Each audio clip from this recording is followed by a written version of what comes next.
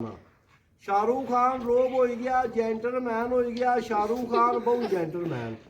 Cycle motor चलनी भाई जरा शाहरुख खान ही बहु अमरीका वाली साइकिल मोटर चलनी। पैंचर हो जानी मोढे उपर चाई बाजार किन्नी जानी बाजार।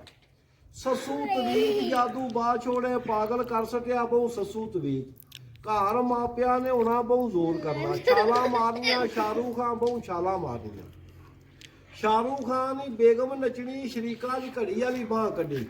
गोडा लाई बही रहनी है सिरनी इतनी छोड़नी बहु हित वाला शाहरुख खान। हार शंगार गला ने बेची खा छोड़नी है रोटी लैके छपा लेनी है। देवरा जेठा ने चूरी कुटनी घे लगने आटे गुन गुन के देने बहु खातरा देवरा जेठा निया।